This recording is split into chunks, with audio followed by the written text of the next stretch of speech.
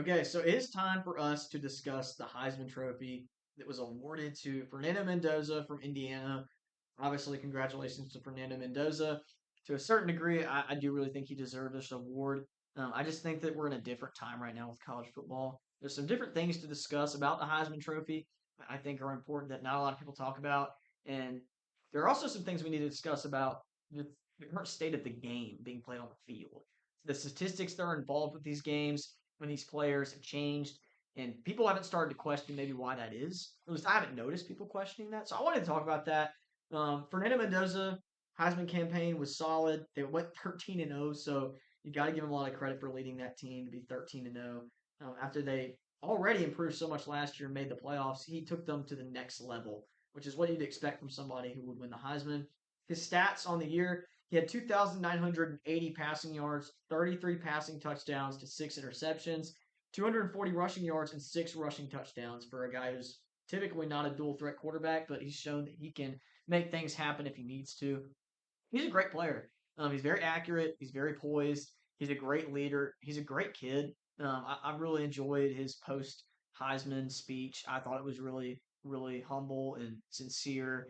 And seeing a guy like that who legitimately, like as a kid, like this probably meant so much to him. And when I'm imagining a lot of the other guys that have been up there that I remember listening to their speeches not being really very moving or being very exciting. They just kind of looked at it as another award. This meant a lot to him. So I imagine this is probably one of the most important moments of his whole life. Like, that's really cool to see somebody get up there and acknowledge that because such a prestigious award, and he did do that. I don't think that a lot of players that win this award give it the credit that it deserves. There's only been 59 winners of that award currently. To be one of those guys, you have to be one of the 59 best college football athletes of all time. So that's insane to even be able to say. It was so insane that he decided to put it on his LinkedIn profile, which I think is hilarious. But some people may think that's really goofy. I just think it's funny. I wanted to get into some comps on this because I think a lot of people were frustrated with the outcome, given the fact that Diego Pavia was far and away statistically the best player in college football. And you can make the argument he meant way more to his team, which I would make that argument. I think that just given where the dispersion of talent has gone, you can't really expect the same stats anymore from players. So like I've been watching a lot of the blowout games this year, which are not very many, especially the conference games. There's not many blowout conference games anymore, and if there are, quarterbacks are sitting out at least the fourth quarter. So I mean, you have previous Heisman winners like Joe Burrow, which obviously a statistical anomaly, threw for almost 6,000 yards in a season. That's He threw for double what Fernando Mendoza threw for. That's crazy. That's absolutely crazy. So I think that matters a lot. I think that we need to talk about that. One guy that came to mind when I was thinking of Diego Pavia and his stats being better than Fernando Mendoza, I was thinking of a guy who plays a lot like Diego Pavia and low key kind of worships Diego Pavia. It's kind of funny. I don't know if you've seen Johnny Manziel's stories on Instagram, if you follow him, but for the past like 5 weeks, he's been just glazing Diego I've Pavia. seen it. It's It's really it's funny. hilarious. Which I love Johnny Manziel. He's like a core part of my childhood. Like I completely idolized Johnny Manziel. He was like my favorite football player of all time. Still kind of is. Um, but his freshman Heisman campaign was absolutely insane.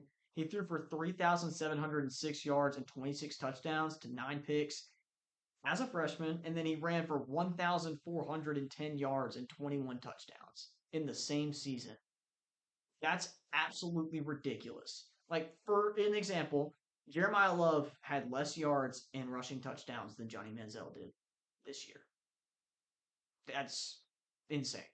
And he was in the top four. So that kind of points to what I was talking about a minute ago, which is the drop off statistically from players. Um, you could probably get really detailed into the breakdown on why this is the case. I just went broad with it. I just think that the player dispersion is with the transfer portal and how high school recruiting is now. It's just gotten so much more even across the board. Like, obviously, you're not going to have Rutgers go and beat Ohio State, but they might be able to play competitively with them for a whole quarter or a whole half. just depending on who shows up that day. Which we did see that. That's what happened. Rutgers hung around there for a quarter with Ohio State. And those games used to happen, but we always knew that it was never going to stay. And obviously, Ohio State's clearly better than Rutgers, and it didn't hang around like that, and they blew them out. But there are games on these schedules for teams that they're expecting to win by multiple touchdowns that they're not going to win by multiple touchdowns. They're games like remember when we used to play Vanderbilt, like State Ole Miss would always beat them by like 40 plus points. It was just a chalk game. You were going to win 42-3 if you played Vanderbilt. You were going to bench your starters in the mid to late third quarter, get in your backups. It was not even really an SEC game. Well, now Vanderbilt is 10-2, so those games are losable games now, which affects what you get as an outcome from prominent players who are putting up big stats. So I was talking to somebody the other day about it. I compared it to the NFL, which is kind of where we're at. If you look at NFL games, like Trevor Lawrence this past weekend threw for like 300 yards. That never happens. Rarely, like Dak Prescott sometimes will throw for 3,000, or not 3,000, 300 yards because he's just wheeling and dealing every single game just to keep them in it. But when you see a guy in the NFL throw for over 300 yards, it's typically very well recognized that that's very hard to do. 400 yards in an NFL game is almost unheard of. So college football used to see 400-yard games all the time. Like it was like, wow, that was a really good game. He threw for 400 yards. I barely saw any games this year where somebody threw for 400 yards. Like I think Drew Mestamaker had a bunch, but not many other teams' quarterbacks did that. So that's just something to point out. Not a lot of people have talked about it. A lot of people also haven't talked about the fact that Fernando Mendoza and his team was so good that he was not playing most of the fourth quarters of any of their games. If you add up the quarters and time that he missed, he probably missed more than a game or two, which is wild. But the Heisman is not a team award; it's an individual award. I think for play on the field, Diego Pavia probably deserved this award. And you had something that you mentioned to me as we were watching the game, the Big Ten championship. We were watching the odds. What did you notice that stood out to you? Well, kind of in the middle of the game, Diego Pavia's odds spiked to like a 55% chance to win it. And then after the completion of the game, he shot down to what, like 8 or 6 or something? And It then was Mendoza was like in the 90s or something? yeah. So his odds shot down to about 8%, and I think Mendoza was fighting between that like 92 to 97% up until the ceremony. So what that tells you, I'm just going to read into this. This could be taken as overreading the situation, but I think it's pretty simple.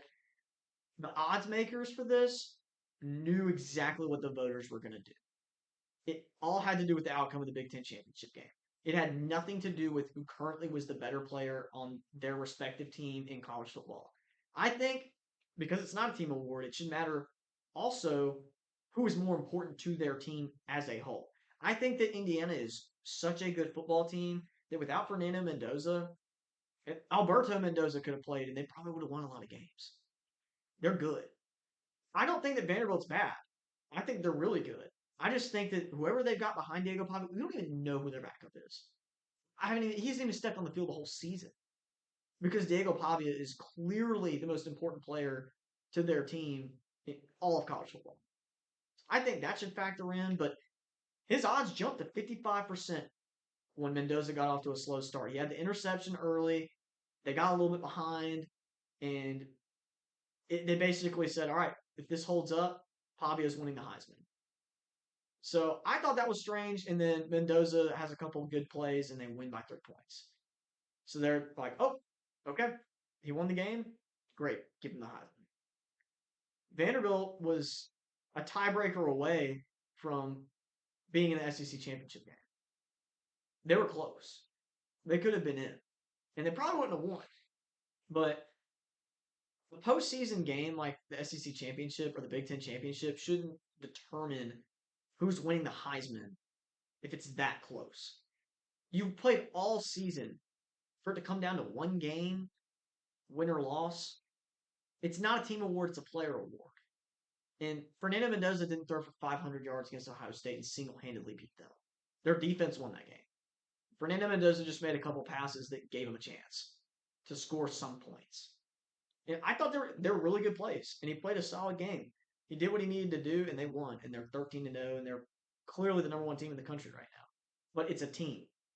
It's not just a player. So I don't love what they did there. I think that really just kind of shined a big light on the situation with the voters. And we broke this down earlier. I wanted to talk about on the podcast is how they vote on the Heisman. So there are several different regions of voters. They allot a certain percentage of the 870 media journalists in the country to their regions, and then they get to vote. So I think there's like 4 or 5 regions, which is relative to the conferences probably, and they all place their ballots 1 through 3. You get 3 points for being one, two for being two, one for being three, and after they've tallied all the points, whoever has the most first place votes most likely is going to win. If it gets close, they tally in second and third place votes and they rank you based off that. It was not very close.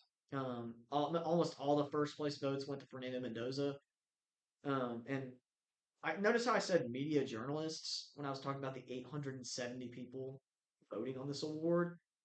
Some of you might know that the ex Heisman winners get to vote. There's only 59 of them, as opposed to the 870 journalists. There's a fan vote, which is really cool, but that counts up to one total vote in the almost 1,000 total votes that go into this. I think that's ridiculous. If the fans are going to have a say, give them a say. That's like saying, oh, we'll let the fans have an input, but like it would have to come down to maybe like 1 or 2 ballots in the entire voting process out of almost 1,000 for that to matter. That's stupid. Don't even do the fan vote if you're going to do it like that. That's dumb. The Heisman voters getting to vote on this could shift it a little bit if it's close, but rarely are you ever going to have 59 people agreeing on the same player if it's a close race, especially if there's a lot of different players from different generations voting on different kinds of players. So I don't love how they do this right now. I think it's an issue. I think the fact that all 870 of these journalists and media members can choose to remain anonymous is also ridiculous. I don't like that. We talked about this earlier in the season, and I hadn't really broken this down. But after seeing this, I'm just more frustrated because we've gotten to this outcome, and it just feels like it was almost predetermined beforehand that this was going to happen. We're going to have a Heisman that was a little deflated this year, and they're probably going to make some poor decision on a narrative on who should win it. And that's what happened. Like I felt like it was like that last year with Travis Hunter. Travis Hunter's a great player. I think he probably deserved a lot of accolades last season because he was so good being a two-way player. Ashton Genty was far and above the most important player to his team last year. And he made it to the playoffs. So he goes 2 for 2 on those. Travis Hunter was probably not the most important player on his team last year. I think Shador Sanders is probably the most important player on that team. If they didn't have him, they would have sucked. 100%. And I think they lost 4 games last year.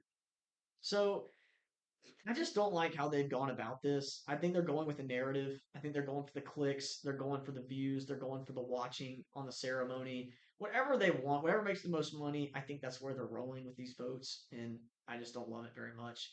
I'd love more transparency. I might be wrong on that. So transparency could prove me wrong, but I doubt that that'll ever happen. I think we'll probably always be in the dark on how the Heisman process works as far as past what I've talked about.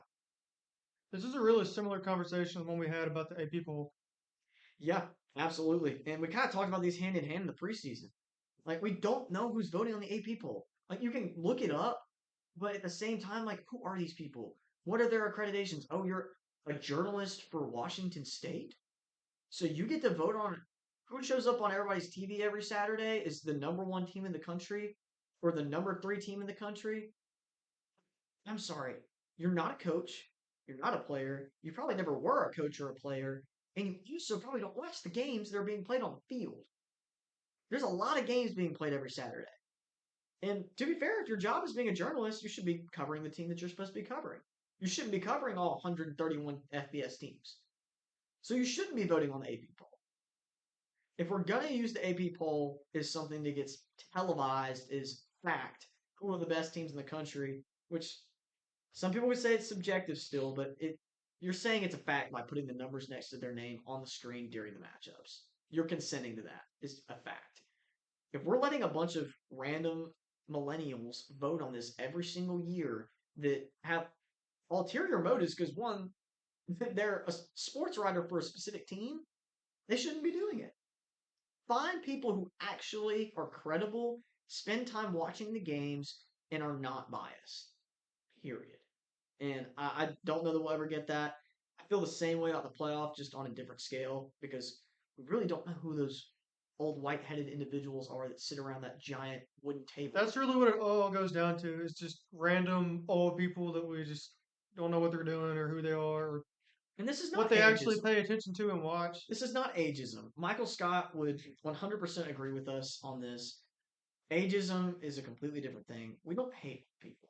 We just Of hate that course old not. people get to be in charge of this. So it's not necessarily that they are the problem, it's that somebody's letting them be the problem.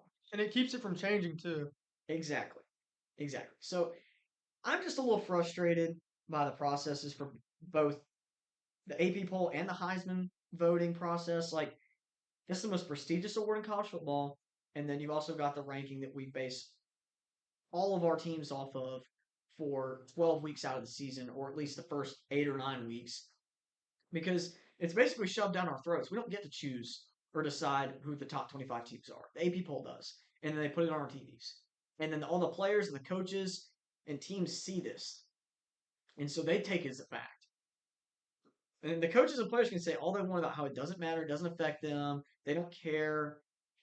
They see it, they care, it matters. Well, it matters for like what TV slots you get, if game day is coming to your place or not. I mean, it matters for a lot of things. 100%. 100%. And if you really think about it, ticket prices, ticket sales, and attendance definitely factor in here too. Yeah, for sure. How much more likely are you going to go see let's say your team is Tulane.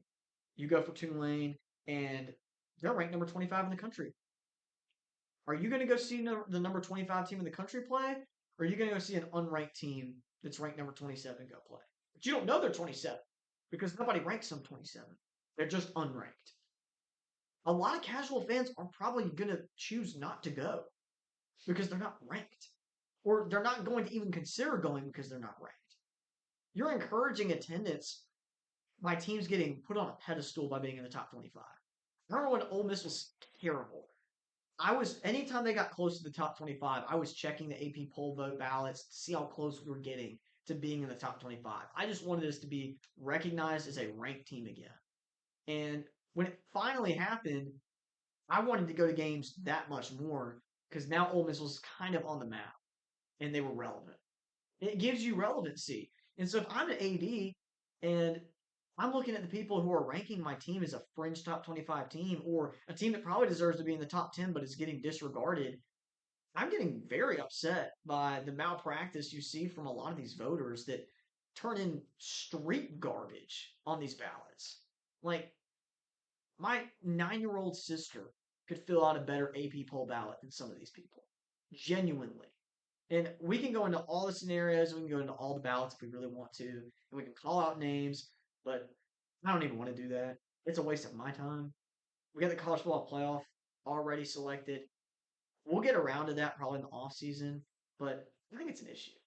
And we'll have to revisit it at some point, but it'll have to be at another time or else I'll go on a complete tear about it because you can tell I'm pretty passionate about it. Yeah, I mean, there's a lot of problems with stuff that needs to be looked into, and I feel like there's been a lot more people kind of ringing the bell on that this year, which has been good because that's going to push for change. I mean, there was a lot of pushback with how the playoff was formatted last year, and then they changed that quickly. So hopefully the ball can get rolling on fixing some of these things and improving them. Yeah, I think that there's really only one solution. It's that we need a commissioner. I won't say who that needs to be. I have a couple guys in mind I'm thinking of, but there needs to be one. Somebody's got to start cleaning up this crap. But it's not going to be anytime soon, I don't think.